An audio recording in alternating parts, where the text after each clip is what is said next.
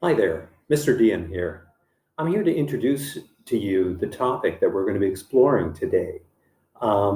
If we can pause for a second, I just want to check out how handsome I am on this video monitor. I'm pretty handsome. Anyways, the topic we're going to be exploring today is a legal battle that occurred in the United States at the time following the Civil War, and it's a case called Plessy versus Ferguson.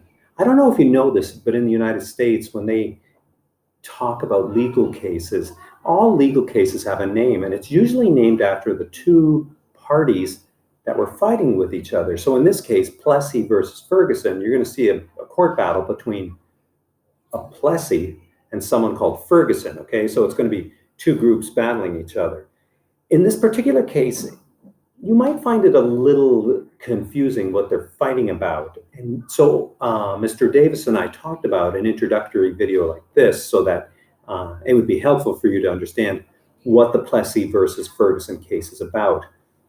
It's about the concept of equality, things being equal, but the reality was they're not really equal. And I want to give you an example. I want you to imagine a situation where there's a class. Let's say, for example, I don't know, an 8th grade social studies class.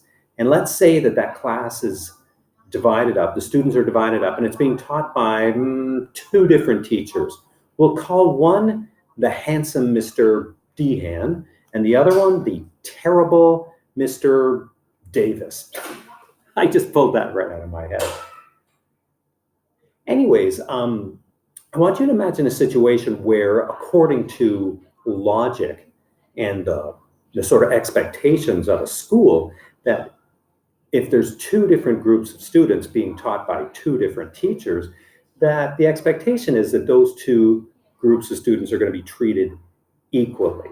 Let's say, for example, there's a test or there's some sort of assessment, and those two tests, in theory, should be exactly the same. So this class, Mr. Davis's class, would have a test that's the same as Mr. Dean's class. And that way, if you were to compare the students or analyze the information, you could compare them because the students all wrote the exact same test. But what if one of the teachers liked their class a lot and they wanted their class to do better than the other? So say, for example, I wanted my students to score higher on the test than Mr. Davis's class. And you can imagine there might be some tricky things that I could do on the test to make sure my students scored higher. For example, instead of making this test like an essay writing test or a long answer test, I might make it a multiple choice test where the students are given a variety of different answers to choose from. And I can even make those answers really easy. I could say, for example, the president who was assassinated by John Wilkes Booth was A, Abraham Lincoln, B, Mr. Dehan, C, Mr. Davis, and D, a donkey.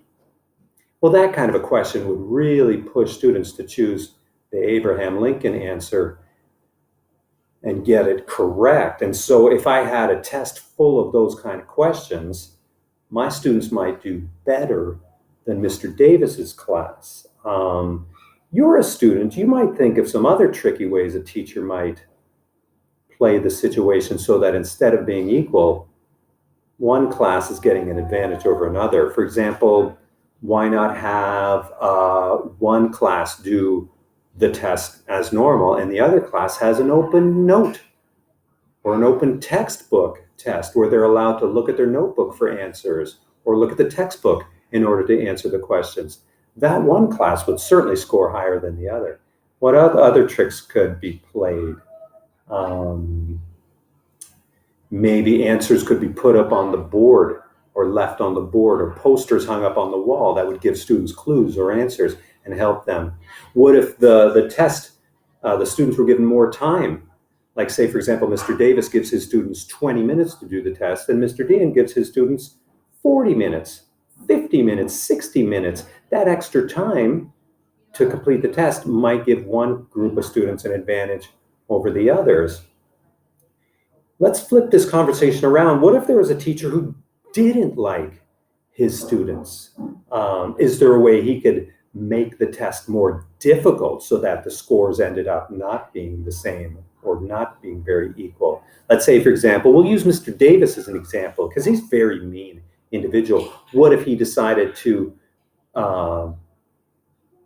create answers or write the test questions so they were really small and hard to read? What if he wanted to make the test more difficult, he wrote the test in Spanish? All the questions were in Spanish, and you had to answer them in Armenian. What if he wrote a test, let's see, where the lights were off and it was dark in the room, or there was loud noises going on inside the room, or he was playing a video at the same time the students were trying to write, and so they couldn't concentrate properly. So you can see how, in theory, this Mr. Davis and Mr. Dean could tell parents, oh, we give our students the exact same tests in order to make sure that the results are equal. But in reality, there were some tricks being played where one group scored higher than another. So I want you to keep these ideas in mind, and then read about Plessy versus Ferguson, and then we'll see if the idea makes sense to you, okay? All right, if you have any questions, feel free to email us, and we'll talk to you guys later. All right, take care.